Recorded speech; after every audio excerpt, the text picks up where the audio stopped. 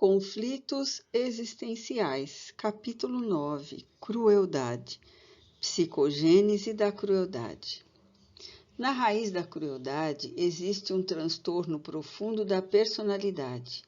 Essa alienação perversa origina-se em conduta criminosa vivenciada em existência pretérita, quando o espírito, sentindo-se injustiçado por não entender as leis de equilíbrio que vigem no cosmo, tomou a adaga da falsa justiça e desforçou-se de quem acreditou ser responsável pela sua desdita. Possivelmente, o crime não foi desvelado, ficando no agressor as marcas do ressentimento perverso que ora ressumam em crueldade. Também é provável que a justiça haja descoberto o homicida e tenha-o levado ao tribunal para prestar contas à sociedade, após o que lhe foi aplicada a punição compatível conforme os cânones legais.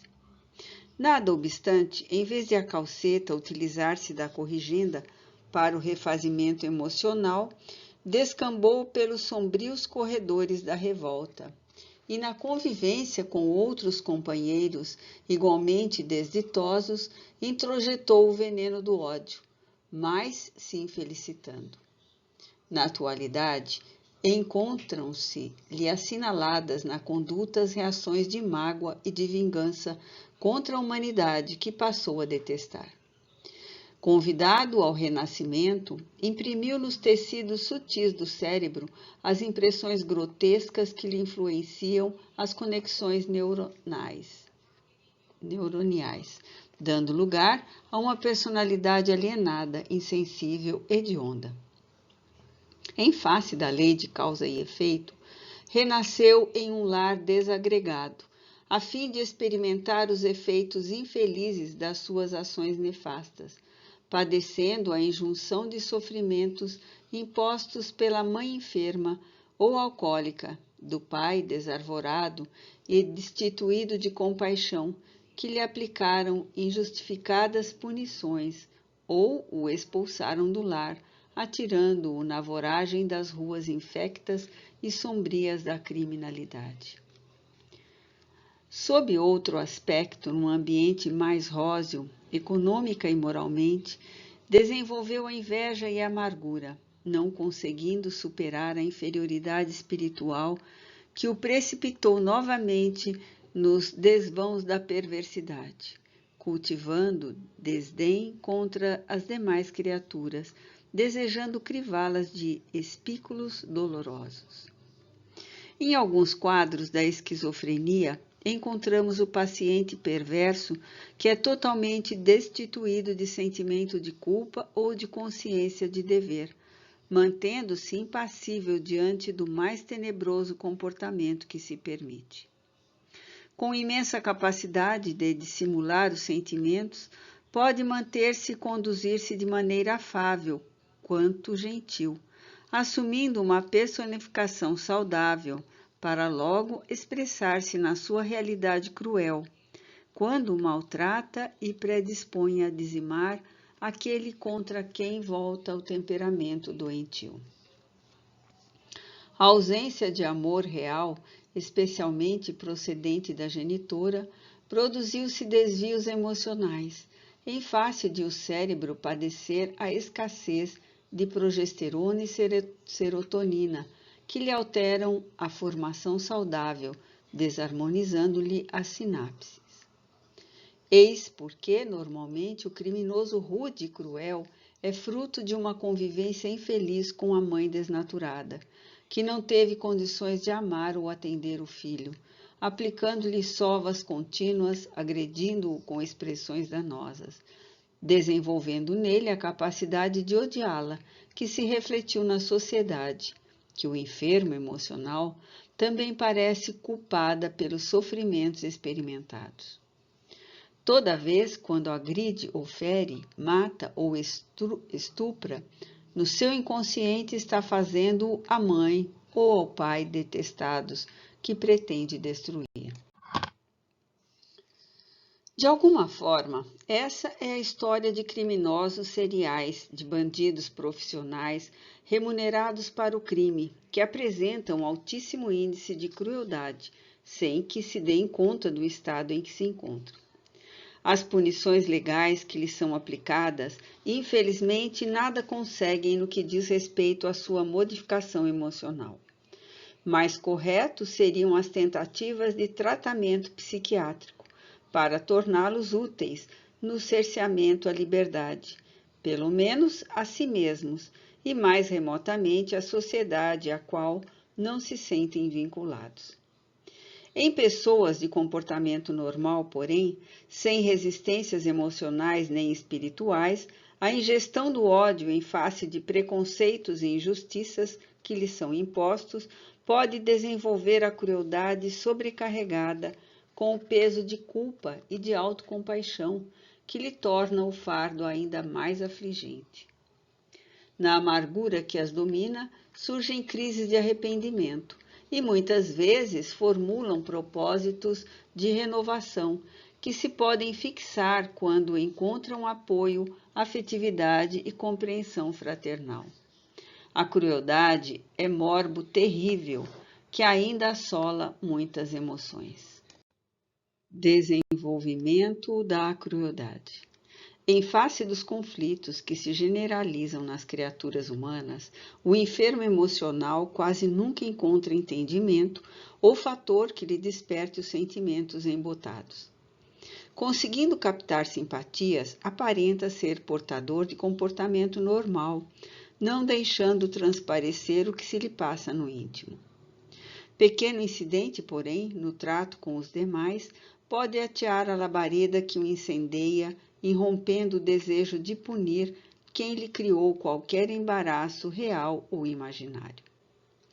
Dissimula, então, o impulso infeliz e planeja, não poucas vezes, com riquezas de detalhes, a melhor maneira de infligir-lhe sofrimentos, experimentando bem-estar antecipado, ante a perspectiva do êxito que o transforma em sadista.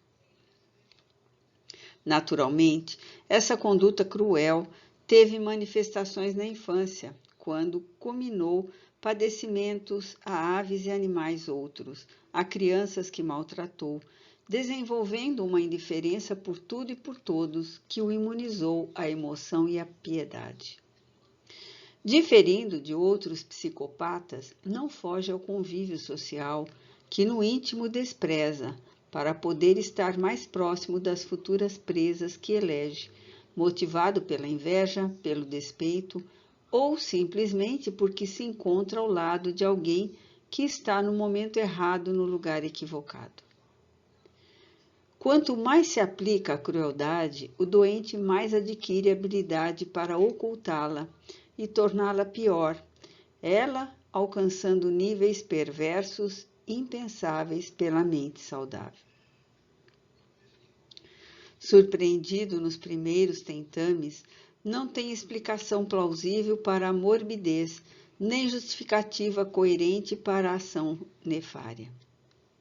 O prazer decorrente do crime oculto estimula-o ao prosseguimento da ação doentia, não se detendo diante de novos cometimentos infelizes. Portador de vida interior muito ativa em face da conduta que se permite, é sagaz e rápido no raciocínio, escamoteando a verdade e comprazendo-se em iludir até tombar nas armadilhas que programa para os demais. Não experimenta qualquer arrependimento pelos atos praticados, o que o leva a ceifar a vida de pessoas que deveriam ser queridas, genitores, familiares, outros, amigos, com a mesma indiferença com que interromperia a existência de um ser abjeto. Nem todos, porém, são induzidos ao homicídio, podendo permanecer na periferia da prática hedionda, maltratando de maneiras outras aqueles que lhes acercam, mediante indiferença real ou bem trabalhada, desdenhando os valores morais e sociais que dignificam a humanidade, fazendo-se hábeis na arte de ironizar e mentir, colocando-se acima do bem e do mal, como se fossem inatingíveis no ignóbil procedimento a que se entregam.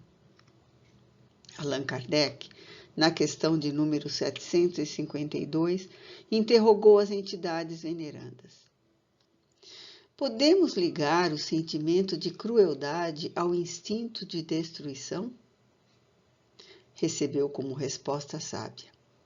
É o próprio instinto de destruição no que ele tem de pior, porque se a destruição é, às vezes, necessária, a crueldade jamais o é. Ela é sempre a consequência de uma natureza má. Os indivíduos cruéis são sonâmbulos emocionais que torpedeiam, quando podem, os objetivos nobres e dignificadores da espécie humana. Terapia para a crueldade.